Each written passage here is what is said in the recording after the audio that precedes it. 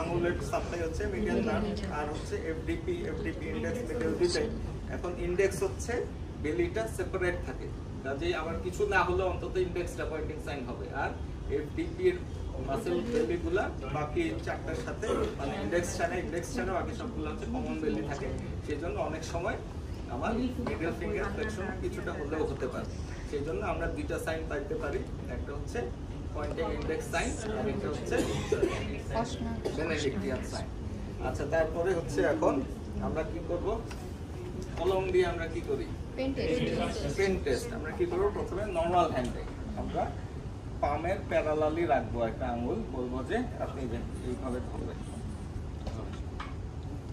ধরতে পারতেছে, এটা ধরবেন, পারতেছে না, তাহলে এটা কি হবে, এটাকে কোন মাসল এপিবি আমরা তাহলে আমরা এখানে দুইটা টেস্ট করলাম, একটা হচ্ছে সাইন দেখলাম বেনেডিক্টিয়ান সাইন, পয়েন্টিং ইন্ডেক্স বা অপশনাল সাইন দেখলাম, পেন টেস্ট করলাম। আচ্ছা, পেন টেস্টটা হচ্ছে অ্যাবডাক্টর পলিসিস বেবিসের উইকনেসের জন্য, আর বাকি দুইটা হচ্ছে পয়েন্টিং ইন্ডেক্স হচ্ছে এফডিপি এফডিএস এর জন্য। যদি আমার হাই ইনজুরি হয়, হাই মিডিয়ান নার্ভ ইনজুরি হয়, তাহলে কি আমি পয়েন্টিং ইন্ডেক্স কোনটা কখন পাবো? হাই তো কোনটাই পাবো না, হাই সব চলে যাবে।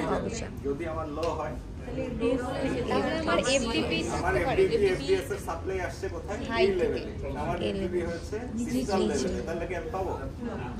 সাইন পাবো না, কারণ এফডিএস ইনটেক্ট আছে, তখন আর পয়েন্টিং ইন্ডেক্স তখন আর সাইন নেগেটিভ বেনেডিক্টিয়ান সাইন হবে না। এটা কখন হবে? যদি আমার high median injury, carpal tunnel, তার মানে আমরা কার্পাল টানেল সিনড্রোম যদি হয় অথবা এখানে যদি কোনো ইনজুরি হয়, তখন আমরা এই সাইনগুলো পাবো না। আচ্ছা, পয়েন্টিং ইন্ডেক্স পাবো না, এটা পাবো না, এটা পাবো। আচ্ছা, তাহলে আমি কি কি মাসেল দেখলাম? একটা হচ্ছে এর মধ্যে আমরা দুইটা জিনিস করলাম, তিনটা টেস্ট করলাম, কি কি?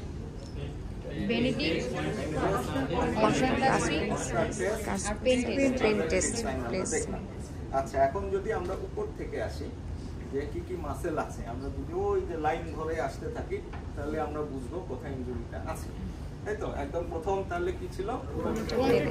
টেরিস। তো প্রথমে আমরা হচ্ছে নরমাল হাতে দেখবো, তারপর হচ্ছে আমরা অ্যাবনরমাল হাতে দেখবো। তো আজকে সময় কম, আমরা একটা হাতেই দেখতেছি। প্রথমে টেরিস কি করে? ডোনেশন করে। কোথায় করে? ফোরআর্মে করে।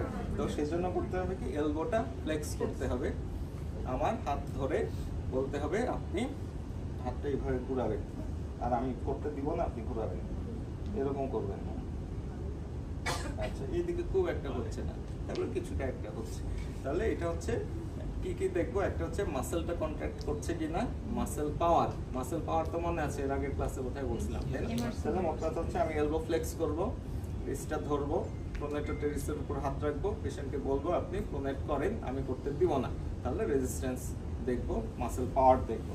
এখানে আসলে এই মাসেল কিছুটা করতেছে ট্রির মধ্যে, তাহলে এটা হচ্ছে প্রোনেটের টেরিস দেখলাম। তারপরে কি করবো, ফ্লেক্সর কার্পি রেডিয়ালিস, সেটা কিভাবে দেখবো? একটা হচ্ছে হাতটাকে বন্ধ করতে, আঙুলটাকে বন্ধ করতে বলবো, বন্ধ করবে, সবটা পারবে না, রিস্টটা ফ্লেক্স করে। এখন কি বলবো, রিস্ট জয়েন্টটাকে ফ্লেক্স করতে বলবো, এইটা আপনি এরকম করবেন, এই যে এই হাত করেন, হ্যাঁ করেন, এই হাতে অনেক জোর আছে, এটা করেন, দেখে কি হচ্ছে, আলনার ডেভিয়েশন।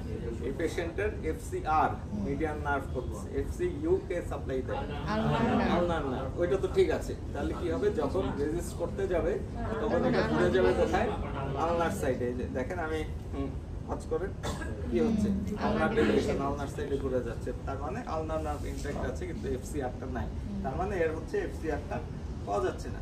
আচ্ছা, তারপরে কোন নার্ভ, কোন মাসেল, পামারিস লঙ্গাস, কিভাবে দেখি? হ্যাঁ, যদি আমি থাম আর লিটল ফিঙ্গার কাছাকাছি এনে আমি যদি রিফ্লেকশন করি এগেইনস্টে, যে টেন্ডনটা দেখা যাবে ওইটা হচ্ছে পামারিস লঙ্গাস। আচ্ছা, আপনি এরকম করেন, জোরে আসেন। আচ্ছা, ওই দিক থেকে তো দেখা যাবে না, হ্যাঁ এরকম জোরে আমার হাতে ধাক্কা দেন, এই যে এই টেন্ডনটাই হচ্ছে পামারিস লঙ্গাস, এই হাতে করেন, ভাঁজ করেন। এখানে খুব একটা বোঝা যাচ্ছে না, তাহলে এটা হচ্ছে পামারিস লঙ্গাস। আমরা এইভাবে দেখবো পামারিস লঙ্গাসের পাওয়ারটা দেখবো। তারপরে কোন মাসেল? Flexor digitorum superficialis. আমরা কিভাবে দেখি? আচ্ছা, এটা হচ্ছে হাতটা টেবিলের উপর রাখবে। আমরা হচ্ছে মিডল কোনটা পিআইপি না ডিআইপি? পিআইপি ফ্লেক্স করতে বলবো। এইভাবে করতে বললে হবে? ভাঁজ করো দেখি, হবে? হবে না, আলাদা আলাদা করতে হবে। তাহলে আমরা কি করব? তিনটা আঙ্গুল মানে আমরা ব্লক করে রাখবো, এটা ভাঁজ করো।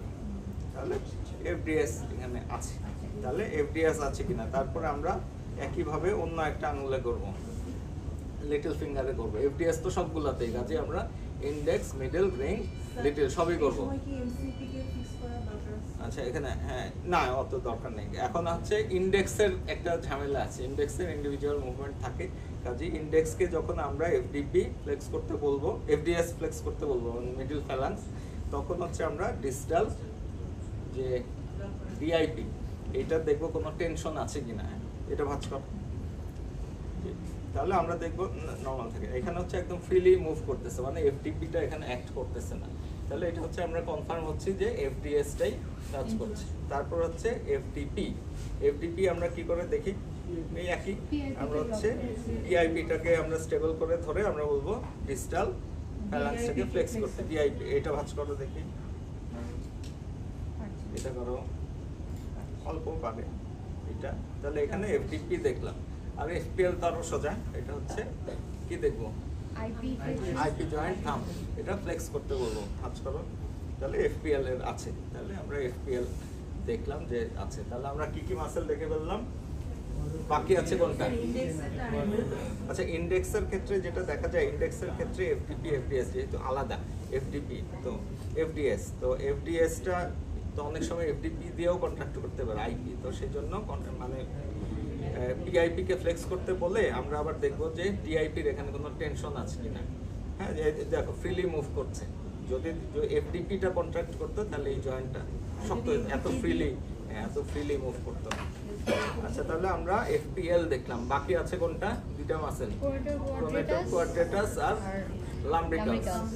প্রোনেটর কোয়াড্রেটাস দেখার জন্য পেশেন্টকে সুপাইন পজিশনে নিতে হবে, এলবোটাকে অ্যাকিউটলি ফ্লেক্স করতে হবে, তারপর বাকিটা একই প্রোনেট করতে বলতে হবে। তখন আমরা এই হাতের ডিস্টাল অংশে প্রোনেটর কোয়াড্রেটাসের উপর হাত রেখে আমরা কি করব?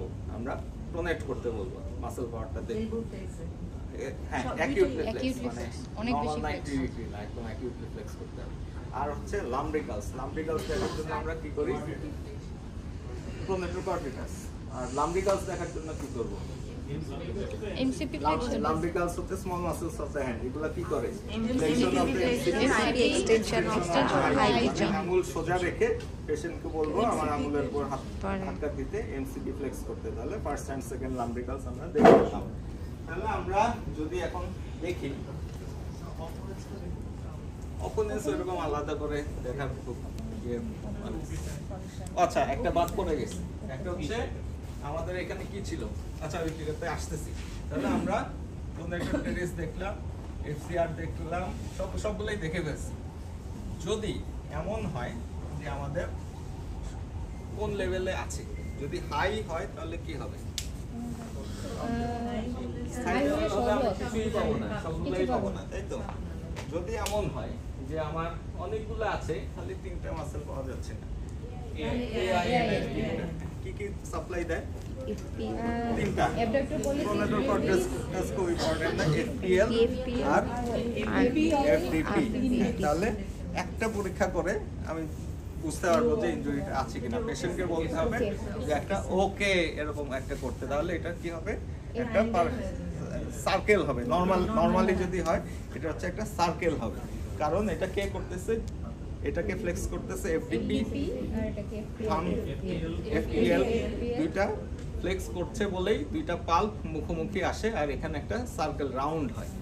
যদি এফডিপি এফডিএস না থাকে তখন কি হবে? এটা পাখির ঠোঁটের মতো, মানে পারফেক্ট রাউন্ড হবে না। কাজে আমরা একটা টেস্ট করে আমি অ্যান্টেরিয়র নার্ভ ইনজুরি আছে কিনা, কম্প্রেশন আছে কিনা আমি বুঝতে পারবো। এখন আসো ইন্টারপ্রিটেশন। আচ্ছা, যদি দেখি আমার কোনো মাসেলের ফাংশন নাই, তাহলে এটা কি হবে?